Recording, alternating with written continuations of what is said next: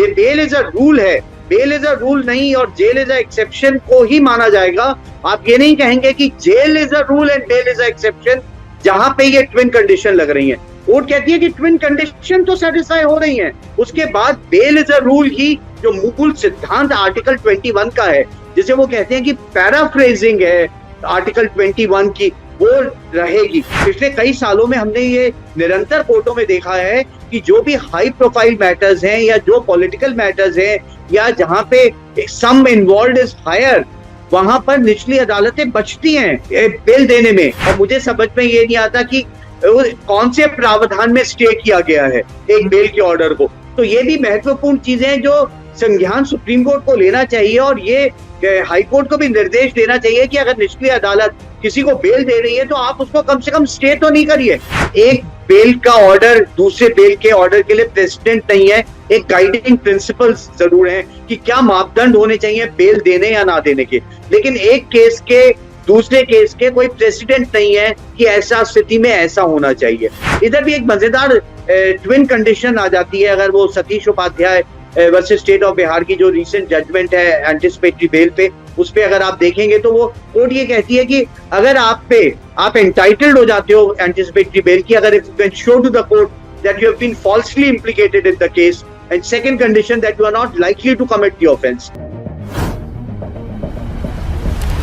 नमस्कार, मेरा नाम है विप्लव अवस्थी। आप देखना शुरू कर चुके हैं लीगल रिपोर्टर।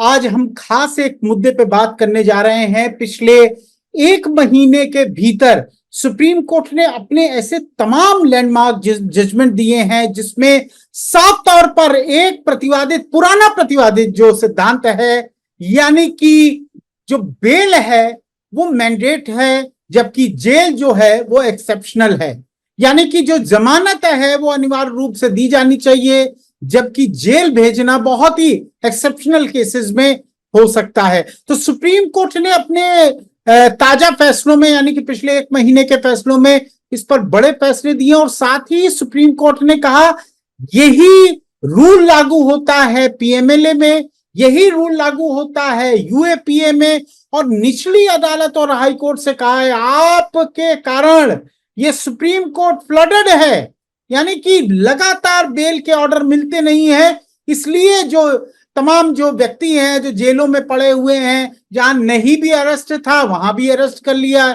तो उनको सुप्रीम कोर्ट से ही जमानतें मिल रही हैं। फिलहाल देखना यह होगा कि इस बड़े फैसले से इंपैक्ट नीचे क्या होगा, लेकिन इस पूरे जो नियम है कि जेल एक्सेप्शनल है, बेल आपको मैंडेटरी है, मिलनी चाहिए आपको, उस पर हमारे साथ एडवोकेट विकास गुप्ता सर जुड़ गए हैं। पिछले 3 दशक का बेहतर बड़ा अनुभव है क्रिमिनल लॉ में। आप एनडीपीएस के मामलों में मास्टर कहे जाते हैं, बहुत बेहतर वकालत कर रहे हैं और सुप्रीम कोर्ट हाई कोर्ट में लगातार बड़े केसेस कर रहे हैं। विकास सर, इस नियम का क्या एक तो अर्थ है, हालांकि ये सुप्रीम कोर्ट पहली बार नहीं कह रहा है, कई बार न्यूमरस जजमेंट्स में कह चुका है आप बिना बात के बेल ना देने का कोई रीजन तो है नहीं, फिर भी आप बेल नहीं देते हैं। सर, क्या पहली टिप्पणी? विप्लव, अगर देखा जाए पिछले 7 दशकों से निरंतर सुप्रीम कोर्ट एक बात को एम्फसाइज करता आ रहा है और निरंतर जजमेंट्स पे जजमेंट्स आ रही हैं कि bail is a rule and jail is a exception. ये कोई नई बात नहीं है, पैराफ्रेजिंग है। बार बार सुप्रीम कोर्ट ये कहता है कि आपका फंडामेंटल राइट है। आर्टिकल 21 में भी पैराफ्रेजिंग है कि bail is a rule and jail is a exception. और कहीं ना कहीं हमारी निचली अदालतों में कहीं चूक हो रही है और वो हिचकिचाते हैं, वो मैजिस्ट्रेट की कोर्ट हो या सेशंस की कोर्ट हो या हाई कोर्ट हो, और सुप्रीम कोर्ट निरंतर अपनी जजमेंट्स में इस बात को लिखता है कि आपको और बोल्ड होने की आवश्यकता है, आप सुप्रीम कोर्ट को फ्लड नहीं कर सकते। आज की तारीख में विप्लव 85,000 से ज्यादा केसेस सुप्रीम कोर्ट में पेंडिंग है, जबकि 34 जजेस हैं।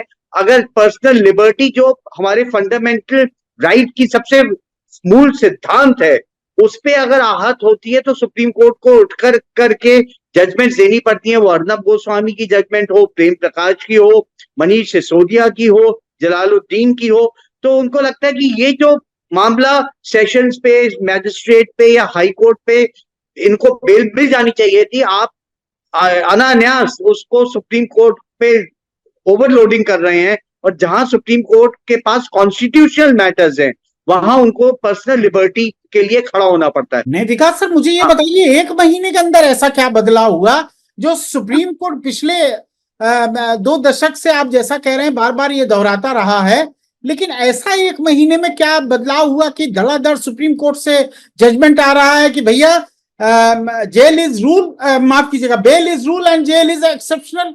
ये क्यों उनको कहना पड़ रहा?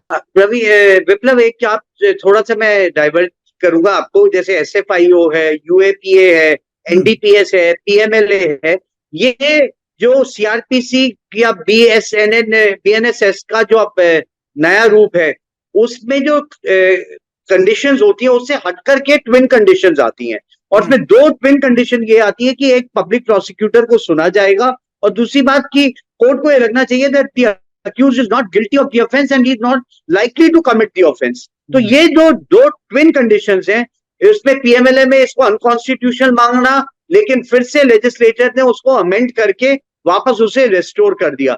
तो सुप्रीम कोर्ट अब निरंतर ये बात को कह रहा है कि ट्विन कंडीशन की सेटिस्फैक्शन के बाद भी जे बेल इज अ रूल है, बेल इज अ रूल नहीं और जेल इज अ एक्सेप्शन को ही माना जाएगा। आप ये नहीं कहेंगे कि jail is a rule and bail is a exception, जहां पे ये ट्विन कंडीशन लग रही है। कोर्ट कहती है कि ट्विन कंडीशन तो सेटिस्फाई हो रही है, उसके बाद बेल इज अ रूल ही जो मूल सिद्धांत आर्टिकल 21 का है, जिसे वो कहते हैं कि पैराफ्रेजिंग है आर्टिकल 21 की, वो रहेगी। और बात जहां तक है कि अभी आप देखा कि शराब घोटाले में मनीष सिसोदिया 18-19 महीने तक रहे, अभी भी अरविंद केजरीवाल ED के मैटर में उनको बेल मिल चुकी है, लेकिन CBI के मैटर में नहीं है। तो विजय नायर का केस हो या प्रेम प्रकाश का केस हो झारखंड में, तो सुप्रीम कोर्ट निरंतर इन चीजों पे आता रहता है। हाँ, ये आपको लगेगा कि कुछ महीनों से सुप्रीम कोर्ट नहीं बोला, अगर अर्नब गोस्वामी की भी जजमेंट में जस्टिस चंद्रचूड़ ने जब उनको बेल दी थी, और सुप्रीम कोर्ट निरंतर ये कहता रहा है कि जब भी एक आम नागरिक के आजादी पे खनन होगा, आर्टिकल 21 उसका पे खनन होगा, तो सुप्रीम कोर्ट आएगा और उसको रेस्टोर करेगा। तो मुझे लगता है कि एक अच्छा संदेश रहता है निचली अदालतों पे, जहां पे अधिकांश रूप पे बेल मिलनी चाहिए। ठीक है विकास सर, मुझे आपकी इतने लंबी प्रैक्टिस हो गई, आपके एक लंबा समय आपने ट्रायल किया और बड़े बड़े क्रिमिनल ट्रायल किए, आखिर ऐसा क्या प्रॉब्लम होती है कि निचली अदालतें हमेशा, ये अक्सर देखा जाता है कि वो कहते हैं साहब जाइए ऊपर से बेल ले लीजिए, हम नहीं देंगे, और उस पर वो जजमेंट कर देते हैं। आदमी लोअर कोर्ट से हाई कोर्ट से फिर सुप्रीम कोर्ट तक जाते जाते उसको 17-18 महीने हो गए। विभव कुमार के मामले में मारपीट हुई, सुप्रीम कोर्ट खुद कह रहा है, खरोच देखिए कि बड़ी माइनर सी खरोचे हैं, उस पर आपने एक व्यक्ति को 100 दिन जेल में रख लिया। मैं यहाँ किसी पॉलिटिक्स की बात नहीं कर रहा हूं, कौन किसके पक्ष में कौन किसके विरोध में, कानून तो सबके लिए, हमारे लिए और प्रधानमंत्री के लिए कानून तो एक ही है, अगर उस संविधान की अवधारणा को माने। तो निचली अदालतों को ऐसा क्या कंपल्शन है, ऐसा क्या प्रॉब्लम है कि एक व्यक्ति, जहां सुप्रीम कोर्ट निरंतर ये बात कहता रहा है कि आर्टिकल 21 का सम्मान करिए भाई, सुप्रीम कोर्ट कह रहा है कि व्यक्ति की आजादी सबसे बड़ी है, और आप सम्मान करने को नहीं तैयार हैं, तो आप सुप्रीम कोर्ट का जजमेंट आएगा तभी आप मानेंगे? क्या कारण आप समझ रहे हैं? विप्लव, एक अभी जो आपने लास्ट एक बात बोली कि सुप्रीम कोर्ट का जजमेंट आने के बाद भी नहीं फॉलो हो रही है जजमेंट्स बेल की, वो तब भी नहीं फॉलो हो रही है। और अभी सुप्रीम कोर्ट बार एसोसिएशन के अध्यक्ष ने ये कहा कि अगर निचली अदालतें महत्वपूर्ण मसलों में बेल देती हैं तो उनके खिलाफ भी व्यू आना चाहिए। और ये एक बहुत पिछले कई सालों में हमने ये निरंतर कोर्टों में देखा है कि जो भी हाई प्रोफाइल मैटर्स हैं या जो पॉलिटिकल मैटर्स हैं या जहां पे सम इन्वॉल्व्ड इज हायर, वहां पर निचली अदालतें बचती हैं बेल देने में। ये हम लगातार देखते आ रहे हैं, और उनको जाकर के बेल हाई कोर्ट या सुप्रीम कोर्ट में ही मिलती है, और उस अंतकाल में एक स्नेक एंड लैडर का कि आप ऊपर जाइए, नीचे आइए, नीचे जाइए, ऊपर जाइए, काफी एक लंबा समय बीत जाता है। और आप ये भी देखिए कि कई ऐसे ऑफेंसेस हैं जो मैजिस्ट्रेट ट्राइबल ऑफेंसेस हैं, जो मैजिस्ट्रेट की पावर ही 3 साल तक की सजा देने की है। अभी हाल फिलहाल सुप्रीम कोर्ट ने, हाल फिलहाल विकास सर, मजिस्ट्रेट ट्राइबल केस में सुप्रीम कोर्ट ने जमानत देते यही कहा कि हम इसी काम के लिए बैठे हैं, तो फिर आप निचली अदालतें क्यों खोले हुए हैं? मैं विप्लव वही आपको यही कहना चाह रहा था अभी कि जहां मैजिस्ट्रेट ट्राइबल का ऑफेंस है, जहां पे मैजिस्ट्रेट की पावर ही 3 साल तक की सजा देने की है, और उन चीटिंग केसेस में अगर आप 6 महीना या 1 साल 1.25 साल रख रहे हैं और उसके बाद अगर क्विट कर रहे हैं, तो वो 1.5 साल 1 साल आप उस अक्यूज के वापस कैसे करेंगे? ये एक बहुत महत्वपूर्ण सवाल है, उठता है। तो मुझे लगता है कि कहीं ना कहीं जिस तरह से ये बदलाव हो रहा था कि नए कानून आए हैं और उनमें बदलाव होगा, मुझे पहले ऐसा एहसास समझना होता चाहता था। था। आप तो लगातार इंट्रक्शन कर रहे हैं, मतलब दबाव किस बात का दबाव? आपको लगता है कि ये बेल देनी चाहिए तो आप दीजिए, दबाव किस बात का है? मतलब कई क्या बार समझ में आया? जब आप ये देखो कि अगर नीचे की अदालत ने दिए भी हैं, बेल दी भी है, तो आकर के हाई कोर्ट ने उनको स्टे कर दिया, और मुझे समझ में ये नहीं आता कि कौन से प्रावधान में स्टे किया गया है एक बेल के ऑर्डर को। तो ये भी महत्वपूर्ण चीजें हैं जो संज्ञान सुप्रीम कोर्ट को लेना चाहिए, और ये हाई कोर्ट को भी निर्देश देना चाहिए कि अगर निचली अदालत किसी को बेल दे रही है तो आप उसको कम से कम स्टे तो नहीं करिए, वो बेल की कैंसिलेशन में तो आप आ सकते हो, और ग्राउंड्स फॉर बेल एक अलग चीज है और कैंसिलेशन ऑफ बेल अलग चीज है। लेकिन ये स्टे ऑफ बेल ऑर्डर, ये एक बड़ी एक विचित्र चीज सामने उठ करके आई है पिछले कुछ दिनों में। ठीक है विकास सर, अब मैं थोड़ा सा वो जो दर्शक आपको देख रहे हैं, समझ रहे हैं, कम से कम आपसे ये तो फायदा उठाएं कि जमानत, कम से कम कॉग्निजेबल मामले में जमानत दाखिल करते समय आप किन बातों का ध्यान रखेंगे और जमानत पत्र में क्या देंगे, वो थोड़ा सा अगर हमारे दर्शकों को आप बता सकें। देखिए विप्लव, मैं आपको एक बात बताऊं कि जमानत के समय आप इंपॉर्टेंट है आर्ग्यूमेंट और फैक्ट, कि फैक्ट क्या है आपके केस का, वो एक इंपॉर्टेंट है। एक बेल का ऑर्डर दूसरे बेल के ऑर्डर के लिए प्रेसिडेंट नहीं है, एक गाइडिंग प्रिंसिपल्स जरूर है कि क्या मापदंड होने चाहिए बेल देने या ना देने के, लेकिन एक केस के दूसरे केस के कोई प्रेसिडेंट नहीं है कि ऐसा स्थिति में ऐसा होना चाहिए।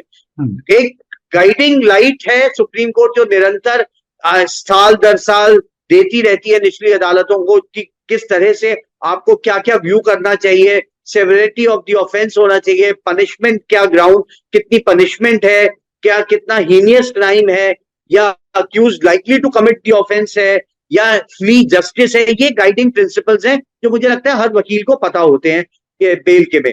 तो महत्वपूर्ण बात यह है कि आप अपने फैक्ट को किस तरह लेकर के आए सामने, वो एक बहुत महत्वपूर्ण सवाल उठ करके आता है। मुझे एंटीसिपेटरी बेल का एक, मैं लास्ट की तरफ जाऊंगा। एंटीसिपेटरी बेल का सुप्रीम कोर्ट का ही अपना जजमेंट है जिसमें उन्होंने कहा कि केवल आपको रिमांड लेने के लिए आप अरेस्ट नहीं करना है, कि आपको किसी व्यक्ति को अरेस्ट करना है इसीलिए आप अरेस्ट कर रहे हैं, नहीं, उसका पर्पस आपको बताना पड़ेगा कि आप क्यों अरेस्ट कर रहे हैं। अब सवाल यह है कि सुप्रीम कोर्ट ने इस तरह का जजमेंट तो दे दिया, लेकिन बहुत से मामलों में फिर भी पुलिस कर रही है और कोर्ट बकायदा उनका एक तरह से उन एप्लीकेशंस को एंटरटेन कर रहे हैं, एंटीसिपेटरी खारिज कर रहे हैं। मतलब अब कम से कम इतना तो एक फायदा ये है कि जो 7 साल तक के ऑफेंसेस हैं वहां पर पुलिस को नोटिस ही देने की आवश्यकता है in view of Anish Kumar judgement, तो वो एक काफी बड़ा बन के आया है।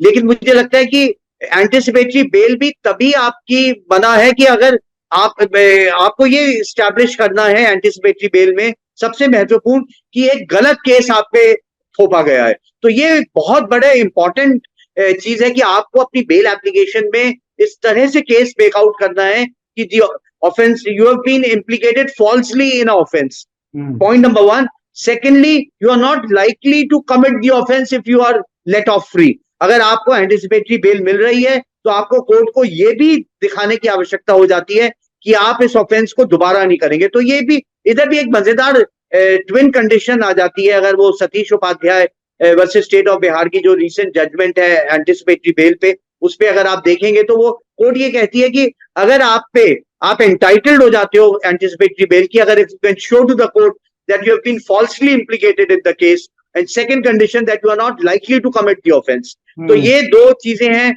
मुझे लगता है कि आपको अपना केस मेकआउट करना पड़ता है एंटीसिपेटरी बेल में, एंटीसिपेटरी बेल लेने के लिए।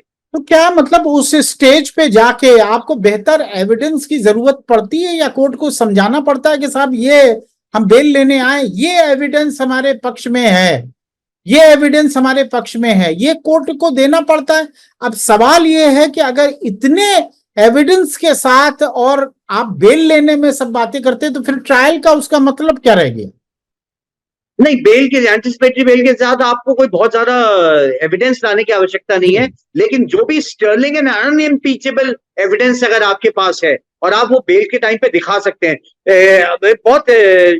मैं आपको एक बात बताऊं कि कई बारी ऐसे मैटर्स हुए हैं कि जहां पे अक्यूज ऑफेंस बताया गया कि जी फलाने दिन पे हुआ, और अगर आप उस वक्त लंदन ट्रैवल कर रहे थे और आपका पासपोर्ट एक आपके पास है दिखाने के लिए कि जी मैं तो यहाँ पे था ही नहीं, एलिबाई आपकी स्ट्रांग है या आप कहीं और थे, या कि आपके बैंक अगर ये अलेज किया है कि जी आपने चीट किया और आप अगर ये दिखा सकते हो कि आपके बैंक स्टेटमेंट में कोई अमाउंट आया ही नहीं है, ये वो unimpeachable and sterling piece of evidence है विप्लव, जो दिखाए जा सकते हैं। और एक बड़े महत्वपूर्ण और भी चीजें कई केसेस सामने आते हैं कि एक भाई ने ऑफेंस किया है और आपने एफआईआर में दूसरे भाई का भी नाम डाल दिया है, तो आप ये दिखा सकते हैं कि आप उनसे हट करके बिजनेस करते हैं, आप उनके हट करके अगर साथ रहते हैं या अलग रहते हैं। ये वो सब unimpeachable and sterling piece of evidence है जो आप कॉशन के टाइम पे या एंटिसिपेटरी बेल के टाइम पे, नहीं तो और क्या दिखाएंगे आप। बाकी इन्वेस्टिगेशन काम करना तो पुलिस का है। अगर आपके भाई को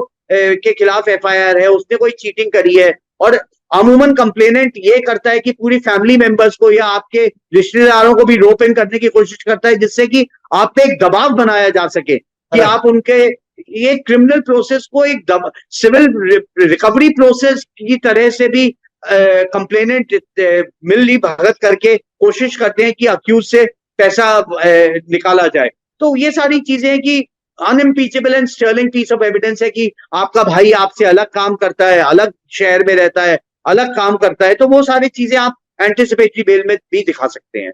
ठीक है, निश्चित रूप से विकास सर ने बिल्कुल सही बात कही। क्लिंचिंग एविडेंस आपको लेके जाना है, बेल की स्टेज पर ट्रायल नहीं आपको करना है, लेकिन आपको अपना प्रूव करना है कि साहब मुझे जो गिरफ्तारी की गई है वो गलत तरह से गिरफ्तारी की गई है। और सुप्रीम कोर्ट ने अपना जो आदेश दिया, यानी कि एक महीने के भीतर 7-8 इंपॉर्टेंट जजमेंट दिए, जिसमें सुप्रीम कोर्ट ने बिल्कुल क्लियर कहा है bail is rule, jail is exceptional. और यही निचली अदालतों और हाईकोर्ट को फॉलो करना है। निश्चित रूप से इससे पहले भी सुप्रीम कोर्ट कहती रही है, लेकिन अगर नहीं किया जाता है तो डेफिनेटली सुप्रीम कोर्ट के पास रेमेडी है। और सुप्रीम कोर्ट लगातार कह रहा है कि हम तो फ्लडेड हैं, इससे लगातार बेल्स आ रही हैं, हमको सुननी पड़ रही हैं। तो उम्मीद कर सकते हैं कि निचली अदालतों से, हाईकोर्ट से बेहतर जजमेंट और निर्णय आएंगे। विकास सर बहुत बहुत शुक्रिया, बहुत बहुत धन्यवाद। नमस्कार। लीगल रिपोर्टर के सभी वीडियो को देखने के लिए लीगल रिपोर्टर को सब्सक्राइब करके बेल आइकन बटन जरूर दबाएं